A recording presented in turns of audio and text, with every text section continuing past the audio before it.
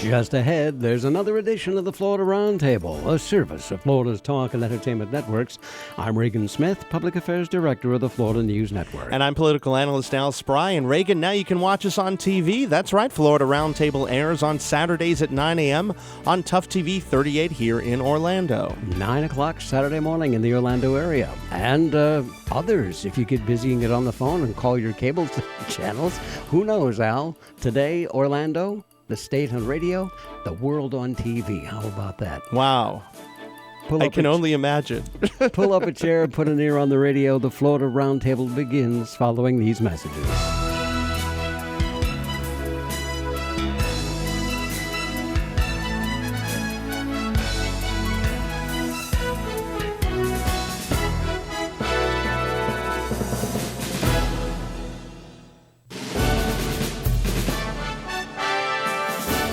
This is the Florida Roundtable, a service of Florida's Talk and Entertainment Networks. I'm Reagan Smith, Public Affairs Director of the Florida News Network. And I'm political analyst Al Spry. Thanks again, Reagan, for being you, man. Well, it's always a pleasure to be here and share these quarters with you, Al. And I know we've got lots of territory we want to cover today. Before we get started, lest we forget, we want to remind the folks about one of the finest websites that is out there on the Internet.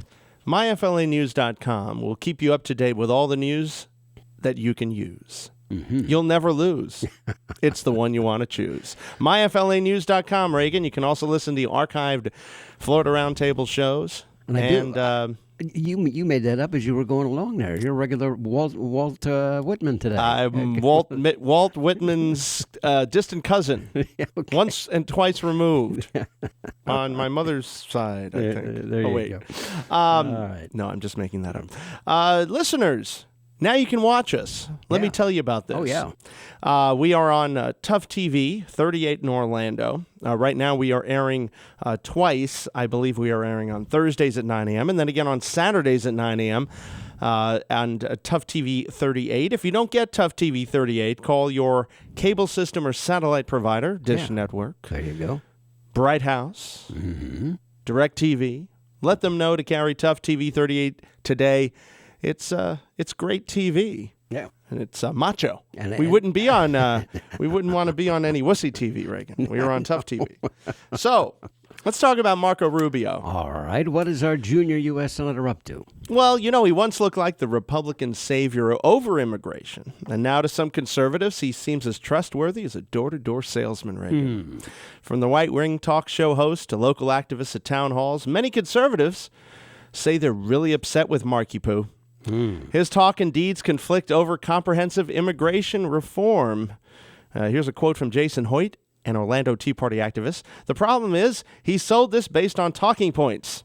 They're very unhappy with Marco. He had 4 or 5 talking points, which sounded pretty good. But then when we saw the bill and it was 1,200 pages of detail, don't you love how they roll out these 1,200-page bills like they're not already planning to do so months and years in advance? They go, hey, here's a great idea, and here's this 1,200-page document that's already handy and dandy and ready to go. Doesn't it strike you as a little manipulative, perhaps, Reagan? Which not a single member of the Congress actually has time to sit down and read. Of course not. Not one of them could tell you a summary of what is in the whole thing. If they had time to read it, Reagan, they'd also have time to debate it before passing it with a rubber stamp. Anyway, Marco Rubio was recently in Orlando, Florida, trying to repair that image. People were heckling him, yelling, build the fence. Another one said, no amnesty. But the reception from the crowd of 1,500 was mostly enthusiastic for Rubio. So, he's trying to win them back. And, obviously memories are short in politics. By next year, he'll probably be the darling again. He'll just flash that toothy grin and, say a couple of patriotic things about his family. That's what, when you go into politics, they point out to you that a day in politics can be a lifetime. And, lately in Florida, it feels like 2 lifetimes, Reagan. It does. Rubio never mentioned immigration during his speech. He's keeping off that subject right now, and rightly so. He's a very crafty and intelligent man. I will give him that 110%. But, of course, we got another activist saying he lied about his position on amnesty. Now he's the main face of amnesty. Well, he's a politician, folks. Did you really think he was giving you the straight dope when he was running for office? I mean, really. It always surprises me, Reagan, when people say, how could he do this? How could he change his position? And, of course, politicians are great at this. They just say, I've evolved. That's the term. Mm-hmm. Okay. I've evolved my position. All right. I haven't been BSing you the whole time. I've evolved. But anyway, Reagan, we're going to evolve into a break, I believe. Always be strong for something that nobody can be against. I am in favor of apple pie, motherhood, etc. I like kittens. Yeah, there you go. Well, see, they are kittens and puppies. Absolutely. You are listening to the Florida Roundtable. I'm Reagan Smith. And I'm Al Spry. And we will continue our conversation following these messages. We are back. You're listening to the Florida Roundtable, a service of Florida's Talk and Entertainment Networks. I'm Reagan Smith. And I'm Al Spry. And Al, as promised at this point in the program, we are joined by former ABC News correspondent Peter Lance. I might add, 5-time Emmy Award-winning investigative reporter. Peter Lance covered hundreds of stories worldwide. You may remember him from 2020, from Nightline, World News Tonight. Peter, welcome to the Florida Roundtable. Hey, Reagan, it's great to be with you. Well, we are delighted to have you with us, sir. The occasion of our visit is a book that you have been, you just have out from William Morrow, an imprint of HarperCollins. It's called Deal with the Devil, the FBI's secret 30-year relationship with a mafia killer. Wow, you got my attention just with that. Peter, well, I tell you, before we get to the book, a little more about your particular background, your investigative background and education and stuff like that, and then we'll jump in on the book. Okay. Well, I went to Columbia J School in New York, Columbia Graduate School of Journalism, got my master's. Also went to Fordham Law School because I knew I wanted to do investigative reporting, and you always come up against lawyers when you do this kind of work. So I got my law degree, and I began working. My first third of my career was for ABC News. I was an investigative correspondent on 2020, Nightline, World News Tonight, and then my middle career was actually after our first child was born. My ex-wife Donna and I met her at ABC. Our first child had some medical issues when he was very young, so I left the road. I was doing about 100,000 miles, and I went to L.A. and I began working in fiction, actually episodic television. I worked on as a writer, producer on shows like Miami Vice and Crime Story and JAG, etc. And I'd always written I'd covered organized crime stories, and in that case, I was writing about organized crime from a fictional standpoint. And right after 9/11, I returned to journalism because that same child, Chris, had grown up and he had gone to Stuyvesant High School in New York, which was 3 blocks from Ground Zero. So his second day of high school happened to be the day of the 9/11 attacks. So after we kind of dodged the bullet and we knew he was okay, he was safe, I decided, because I knew had a friend who was a fire marshal, Ronnie Bucca, who died that day, I just decided to go back and find out how this could happen. It was the greatest, really, intelligence failure since the Trojan horse. I actually ended up writing 3 books for HarperCollins, 1,000 Years for Revenge, Cover Up, and Triple Cross. And my website, peterlance.com, I have a whole timeline on the right-hand column that basically, describes, starting with the murder of Anwar Sadat in 1981, all the way up through 9/11, this counterterrorism investigation that I did over 3 books.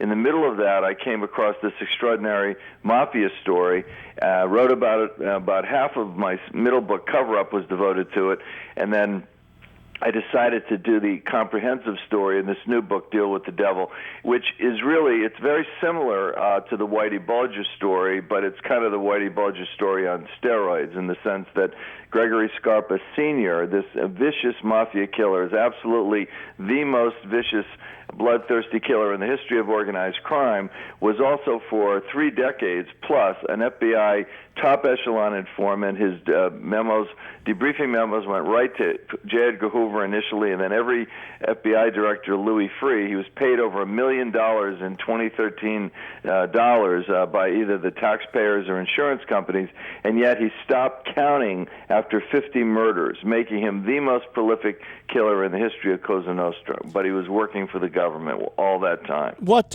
led him to form a relationship with the FBI? Obviously, people in the mafia are taking oaths against such a thing. What was it? Just for the money purpose, or did he have an axe to grind with other leaders? What brought him into the FBI relationship? Well, he was a brilliant Machiavellian strategist. He was, if this guy had gone straight, he would have been the CEO of a major corporation, because he shamelessly would manipulate everybody around him. So he used the Bureau.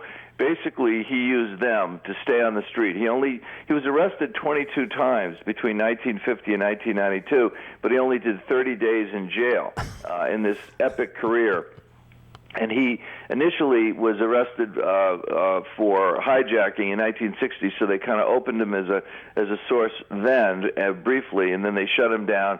And then by 1962, he became a full-blown top echelon informant, and just used the Bureau. He used their intelligence. They were hoping eventually that he would take over the Colombo crime family, one of the top families in New York, which would have given them a source on the Mafia Commission, which would have been unprecedented, but he always shamelessly used them. Like, he would give them misinformation, some good information, but more often than not he would lie to them, and he would then, they'd give him intelligence that would allow him either to kill or get indicted guys above him in the family, including the boss, Carmine Persico, and then he would rise up higher and higher in the family, take over other rackets, dominate the family, because he was so vicious. I mean, when you're willing to commit murder to advance your career, there's no end in sight. And he basically, just used them over the years, while occasionally delivering and, maintaining his cover, if you will. He still, in the deal with the devil, he got the benefit of the bargain, believe me. J. Edgar Hoover loved getting that insider-type information. He tried to collect it on just about everybody, from presidents to Martin Luther King, Scarpa, and all. But Hoover wasn't around all that much of the Scarpa years. Even after Hoover's passing, this continues on. Yeah, in fact, one of the things I prove in the book, there's a very famous, there was a black bag operation for many years in the Bureau called COINTELPRO, or the Counterintelligence Program, which they first created to use against the Ku Klux Klan. They basically, Hoover allowed his agents to suborn perjury, plant evidence, kick doors in, do all kinds of illegal things to go after the invisible empire.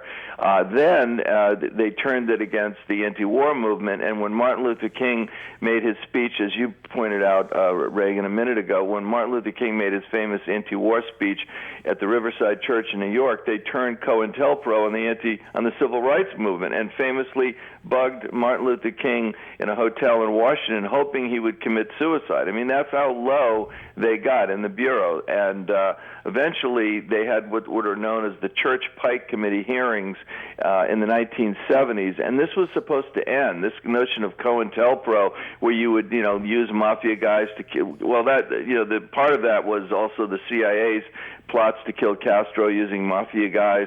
All of that, those two programs were supposed to end, and in fact, I proved that with Scarpa, they continued on all the way up into the early 90s, maintaining what amounted to a COINTELPRO against the mafia. And of course, the mafia today is not like it was back even in the 90s. What is the FBI doing now? Now that do they have other Scarpas? Is that are they still doing the same thing, or have they scaled back? I was shocked to find. Yeah, I frankly, my book pretty much ended, although I did add some new material post-Boston Marathon bombings with regard to terrorism, but I had pretty much ended my book with the end of Linda Vecchio. The fellow on the cover of the book with Scarpa was his last control agent, Linda Vecchio. And unlike Whitey Bulger's control agent, John Connolly, who is now doing life for leaking information to Bulger, who was convicted recently of 11 murders, Scarpa committed over 50, and I document on the watch of Linda Vecchio, his last contacting agent, 26 separate murders from 1980 to 92. Now, in 2006, partly as a result of my second book, Cover Up, DeVecchio was indicted on 4 counts of murder by the Brooklyn DA. There was a spectacular but abbreviated 2-week trial in Brooklyn in '07, and it ended abruptly, and I describe why in the book. And DeVecchio's down in Sarasota clipping his coupons, and riding his Harley Davidson. He claimed, he wrote a book in 2011 called We're Going to Win This Thing, and naturally claimed that he was innocent, although he admits in the book, and he admitted in a 60 Minutes piece, in my heart I knew he was doing hits. Well, if 26 people die in your watch and you're meeting with a vicious mafia figure often multiple times a week and you don't know he's doing hits, you're an incredible incompetent. But he wasn't. Linda Vecchio was, they called him Mr. Organized Crime. He ran 2 squads in the New York office. He taught confidential informant protocol at Quantico at the FBI Academy. He was a senior FBI official in the New York office, and so he clearly knew what was going on. He even admitted to knowing of one murder. And if you even know of one murder, if you're running a top echelon informant or any CI, you're supposed to shut them down immediately. The Attorney General has specific guidelines that say you can only allow confidential informant to commit misdemeanors to protect their cover. But recently, to answer your question in a long way, Brad Heath did a great piece in USA Today about a month ago in which he found that there are currently, despite the fact that the mafia is just a shadow of its former self, the Sicilian mafia, the mafia as we know it, there are 15,000 currently informants that the federal government is running, and in 1 year they committed 5,653 crimes. Now, we don't know whether those are misdemeanors or felonies because it's all in secret, but the fact that the Bureau is still running these guys, and in my end of my book, I have there was a huge bust called an Epic Mafia Bust by Eric Holder in January of 2011, in which they rounded up 127 mobsters that made headlines nationally, and it was a joke. I mean, they cost millions of dollars of taxpayer money to do it. They spent years doing it, but in fact, less than 30 of these guys were made members of the mafia. One was in his 80s, 2 were in their late 70s, 1 was in his late 60s, and a couple of the murders were like barroom fights. It was just like a manufactured event by the Bureau as if to say we're still in the mafia business. After the break, I can tell you what the big takeaway here is, why we should be worried today, because for spending decades obsessing over the mafia, forever bothering Italians, if you will, the Bureau took its eye off this metastasizing al-Qaeda cell in New York. It's responsible, as I prove in my 4 books, for both attacks on the World Trade Center, the 1993 bombing and the 9/11 attacks. By just obsessing over getting John Gotti, they missed the much bigger threat to the United States. Wow. I'll tell you what, and then we are at that point where we do need to take a break along the network line, and if that's not enough to get people to come back following this break, I don't know what is, Al, that's for sure. Heavyweight stuff here. You are listening to the Florida Roundtable. I'm Reagan Smith. And I'm Al Spry. Our very special guest is investigative reporter Peter Lance. His brand new book, Deal with the Devil, from William Morrow. It is an imprint of HarperCollins, available at all the fine bookstores around Florida, places like Amazon.com. Peter has a website where you can find the entire timeline of all of this. And if you will stay put, why our conversation continues following these messages. From Pensacola to Key West and all points in between, you're listening to the Florida Roundtable, a service of Florida's Talk and Entertainment Networks. I'm Reagan Smith. And I'm Al Spry. Our very special guest this day is investigative reporter Peter Lance. We are talking about his new book, The Deal with the Devil, from William Morrow Publishers, available at all the fine bookstores around Florida. And Peter, you kind of left us on the edge of our seats there as that our last segment just came to an end. New York and the Twin Towers and wow. So let's go back and pick up that thread there. Okay. My first book, 1,000 Years for Revenge, I talk about how both attacks on the World Trade Center were perpetrated by the same very limited al-Qaeda cell funded directly by bin Laden, dominated by blind Sheikh Omar Abdel Rahman, who was the spiritual leader of al-Qaeda.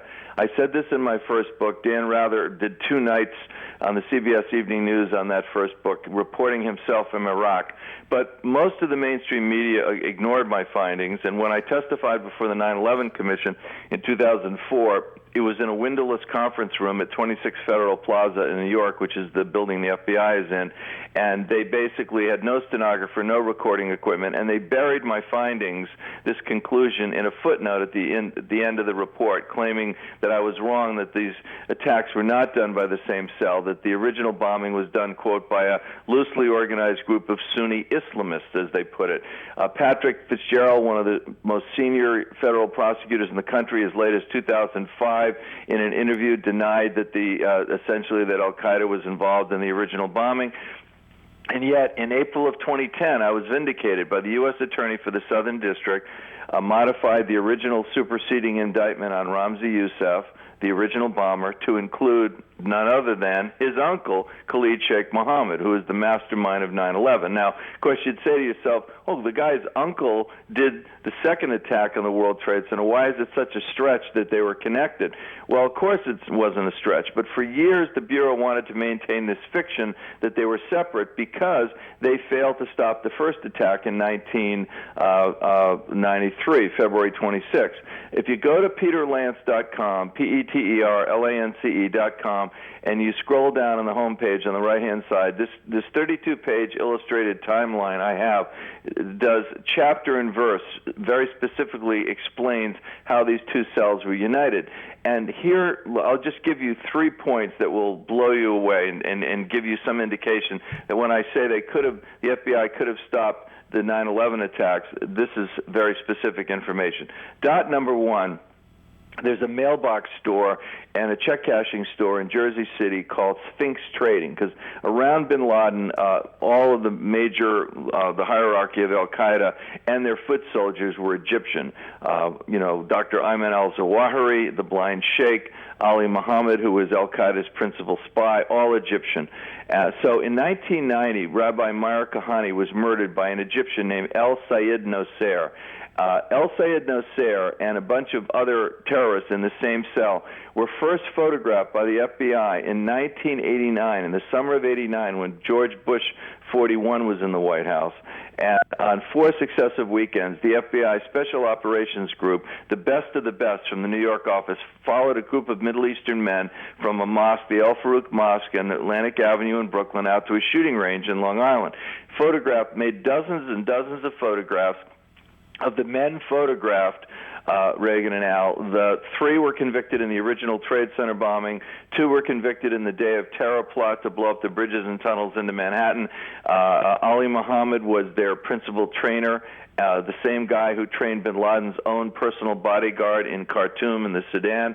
And and one of them, this guy Al Sayed Nosser, killed Rabbi Meir Kahane, which I maintain is the first blood spilled by al-Qaeda on American soil. He used the gun that he used to kill the rabbi at the Marriott Hotel, was the same gun the FBI photographed him using in '89. Now, they shut that investigation down for unknown reasons. Now the rabbi's dead. They find out that Nosser, this is the first of 3 dots, has a mailbox at this store in Jersey City, Sphinx Trading, and it's located in the same building as one of the blind sheikh's mosque, the so-called, ironically named Masjid al-Salim, the Mosque of Peace.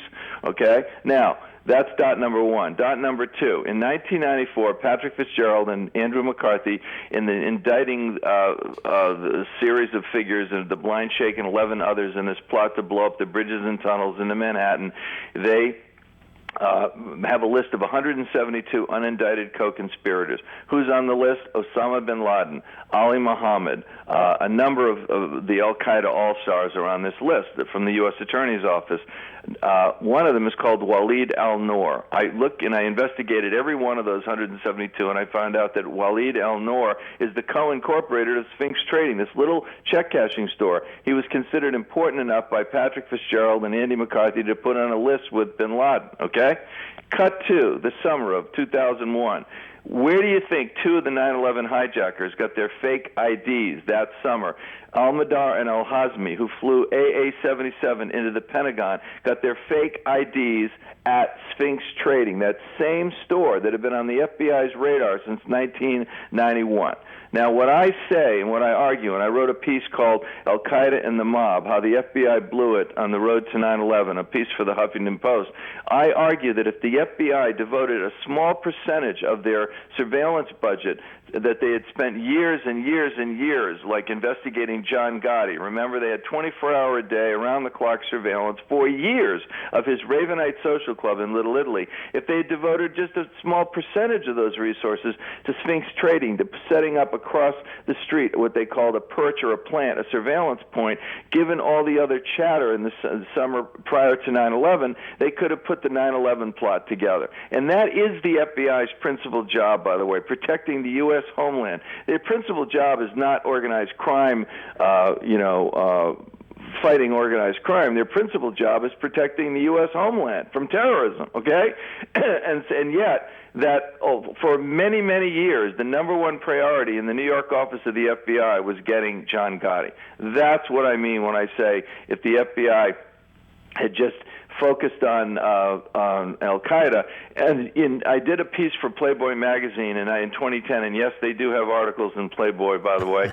And this piece is called The Spy Who Came In for the Heat, and it's on my website, peterlance.com. And that piece that I wrote proves that they could have stopped the first Trade Center bombing, because I interviewed the original undercover asset, Ahmed Salem, a good Egyptian emigre, a good guy who cares for America, and he told me unequivocally that, and he had a tape, he produced a tape where he had taped his FBI control agent, John Antisev, and he said to him, we could have stopped the first bombing, and Antisev basically says, yes, but don't say anything, don't tell anybody that. Yeah, but Peter, so here's my... Ramzi Youssef in 93, they would have stopped 9/11. Here's my question about all that with the FBI dropping the ball. There's two reasons why they would drop the ball. Either they were so blinded by incompetently and blinded by just the prosecution of the mafia, or something else. What do you think? Why? What has the FBI ever commented on this? And what do you think the reasons were behind? To me, it seemed like there was a lot of evidence here for these terrorists plotting both World Trade Center bombings. Yeah, absolutely. There's a ton of evidence, but the Bureau has affirmatively, pretty much disconnected the dots over the years. The 9/11 Commission, which I testified in front of, as I told you, was half of the people that were on the commission were from the very agencies they were supposed to audit. Robert Wyndham of NBC News concluded that over 25% of the endnotes, where their authority at the end of the report, were from people who had been tortured or waterboarded, including the note from, Khalid Sheikh Mohammed that they used to dispute my findings about the two attacks. We're talking about gross incompetence. First, incompetence, as in shutting down the Calvert surveillance in 1989. Then you get to gross incompetence. Then you get to criminal negligence. Now, this is not Peter Lance just saying criminal negligence. In the trial of Zacharias Moussaoui, the so-called 20th hijacker, remember the guy up in Minneapolis who wanted to learn how to fly a jumbo jet, didn't really care how to land one, that guy? In his trial, his intent was to fly a jumbo jet into the White House to help free blind Sheikh Omar Abdel-Rahman. We keep coming back to the blind Sheikh as the motivator. The blind Sheikh was the motivation behind the Cole bombing, behind the African embassy bombing. Just days before 9/11, the Taliban offered to exchange some Christian aid workers for him. He's the Prince of Jihad, okay?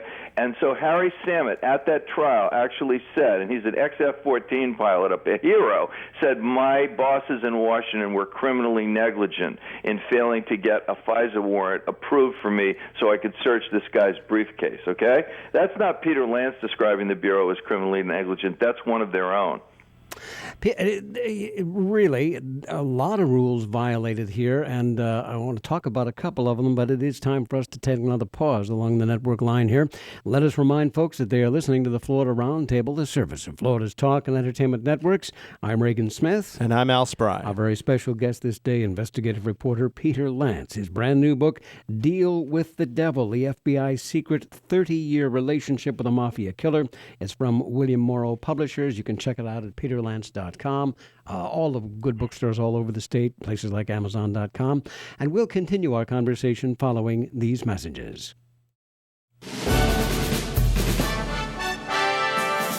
You're listening to the Florida Roundtable, the service of Florida's talk and entertainment networks. I'm Reagan Smith. And I'm Al Spry. Our very special guest this day, investigative reporter Peter Lance. His brand new book, Deal with the Devil, the FBI's secret 30-year relationship with a mafia killer, from William Morrow Publishers. It's available at all the fine bookstores around Florida, Amazon.com. You can check it out at peterlance.com. Peter, very strong words in your book and here on this program. The FBI's reaction to all of this, what has happened? Well, you know, when Dan Rather did the two pieces in 2003, September, on my first book, and again, 2 nights in a row on the evening news from Iraq, he said at the end of the second piece, we're still waiting for the FBI's, the FBI said this book is too new for us to comment on. Well, 10 years later, we're still waiting to hear from the FBI. They have never, ever denied a single fact in any of my books, the Bureau. On the other hand, in 2007, right after Linda Vecchio's trial ended abruptly, Patrick Fitzgerald, none other than probably the most powerful U.S. attorney in the country at that point. He was the U.S. attorney in Chicago. He'd been the special prosecutor in the Valerie Plame investigation, where he spent millions and millions of dollars, and the only indictment they got was Scooter Libby, a second-tier individual who was later pardoned by Bush 43. The only person to go to jail in Patrick Fitzgerald's entire investigation was a New York Times reporter, Judy Miller, who was jailed for 85 days for protecting her sources. Patrick Fitzgerald wrote the first of 32 pages of threat letters threatening HarperCollins, my publisher, with libel, saying he's going to sue for libel on my last book at the time, Triple Cross, which was highly critical of his performance. Why? Because Patrick Fitzgerald was the head of organized crime and terrorism in the Southern District of New York. This was on his watch that many of these mistakes took place. Not all, but many. He sues for, threatens to sue. We go back over 20 months and revet the entire book. I mean, every single fact in my book, I went back and rechecked, and so we put the paperback book out in 09 instead of it would have come out normally in 07. And Patrick Fitzgerald, as recently as 2 weeks before it came out, threatened to sue. Newsweek covered it, New York Magazine. If you go to peterlance.com, you can see the various threat letters. You can download them. And in fact, I did another piece for Playboy called The Chilling Effect, in which I describe how Patrick Fitzgerald didn't have a prayer. His allegations were entirely specious, and in fact, you know, our book was published, and he never sued for libel. So that's the answer to how the federal government has reacted to my work. And I've done now about 100 interviews. I saved the best for last with you guys. Okay, I'm really appreciative. We appreciate of your that program and the network that you have down in Florida that it will air on. And in fact, after all this time, since July 2nd, when the book came out, I've repeated various of these facts on many programs, never ever challenged by the Bureau, because truth is an absolute defense to any libel claim, and my research is bulletproof. If you're holding that book in your hand, all you have to do is tell your viewers how many endnotes there are. There are over 80 pages of documentary appendices in this book. In some sentences, I have 3 separate endnotes to document a given sentence in the book. That's how careful I am with my work, and I would not make these allegations about the FBI if I wasn't 100% accurate in what I was saying. Well, how do you see the FBI right now today? What do you see them? Is this still the same organization as the one that you're making the allegations, obviously, about? Or have they Well, changed? the most chilling answer to that is the fact that there were 5,000 agents covering counterterrorism in 2009, and of those 5,000 agents, to this day, only little over 100 are fluent in Arabic, Urdu, and Farsi, the language of the enemy. Okay, I actually monitored the bureau. I took their temperature in the fall of 2012 when I was just getting ready to lock the book, and they said there's 350 support personnel that speak these languages, but in fact that's less than 2%. Now, how do you expect the FBI to protect the U.S. homeland when Al-Qaeda is the principal threat, and they continue to be, as we know, daily, the headlines continue, and yet there are that few special agents speak the language of the enemy. To me, that says everything. And as I say in the afterword to the book, Senator Daniel Akea of Hawaii had 7 separate Homeland Security hearings on the absolute outrage at the FBI's lack of language skills. Okay, this is not Peter Lance saying this. This is a senior member of Congress. Threw up his hands and ended up retiring. He said, I've done my best here. So why is it that the Bureau is still, I believe, infected with the pathology of J. Edgar Hoover, impervious to change? Recent New York Times story about 150 agent-involved shootings where they said everyone was justified. The Bureau never does wrong. They can never admit fault, and no institution can improve, including a family. How can your kids get better if they don't admit fault, if they make mistakes? How can any of us get better if we don't admit fault? And that's the problem with the FBI. The crimes of the informant outweigh the benefits of his cooperation with law enforcement. When do you reach that tilt point? And I think that's probably very central to what your argument is here. Yeah, and Scarpa was the worst of the worst. In other words, let's just say you make a deal with the devil and you allow a guy to commit murder, which, by the way, is in violation of federal law. But let's just say you do it, okay? And he's going to go after a much, much bigger fish, right? But there is no bigger fish than Greg Scarpa. I mean, Whitey Bulger, you heard the headlines for months and months in the Bulger trial in Boston. He was convicted of 11 homicides.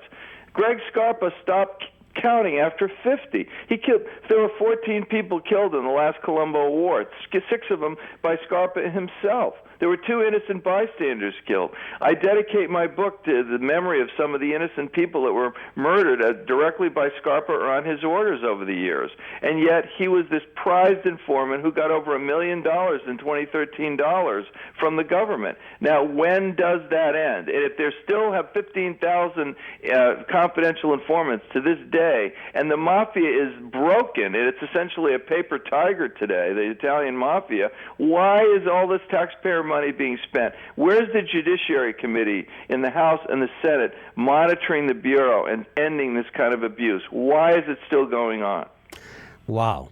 Strong words from Peter Lance, investigative reporter extraordinaire, and we can vouch for that, Al. And I have the book. You can look over 80 pages of documentation at the back of the book, the footnotes, the references, the appendices. It is all there. It sounds like the ghost of J. Edgar Hoover is alive and well at the FBI. That's brilliantly put. The ghost of Hoover is alive and well. And this latest appointment by President Obama, James Comey, is a disaster. The guy that's supposed to be running the Bureau, I can do another show with you on chapter and verse on why he's the wrong guy to run the Bureau. Well, we will do that. We will set up an appointment and do it. Obama doesn't see the light, apparently.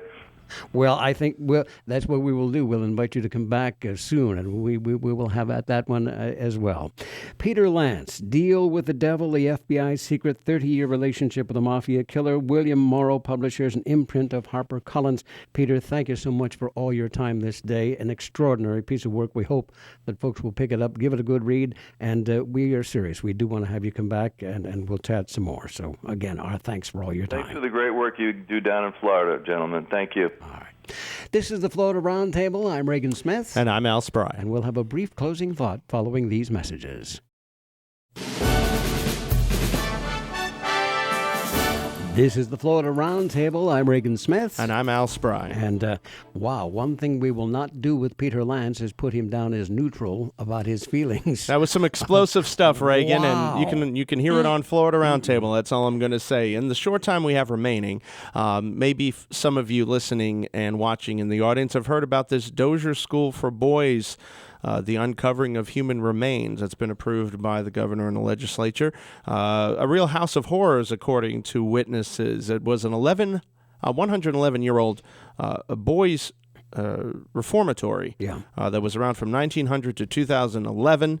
In recent years, groups of men who attended the school have come forward with tales of abuse, rape, and murder. Stories began to surface about classmates who would disappear at the school, and several men have said they were beaten by guards at the campus. This story is evolving, and we'll keep you up to date on it. It's quite shocking. Up there on the Florida Panhandle, it is, and it's one that apparently has gone on for years and years and years. Well, it is time for us to run up the white flag here, and golly, we'll have to be careful with our cars when we go out today, Al. But we do thank you for your time. I'm Reagan Smith. And I'm Al Spry. And we will see you again in 1 week on many of these same stations with another edition of the Florida Roundtable.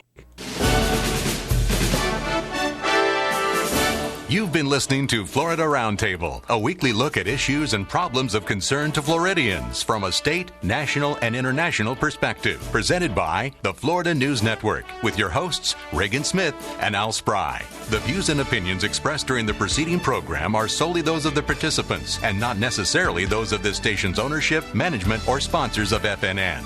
Your views and opinions are welcome. Address your card or letter to Florida Roundtable in care of Reagan Smith, 2500 Maitland Center Parkway, Suite 407, Maitland, Florida, 32751. Or you may email reagansmith@fnnonline.com.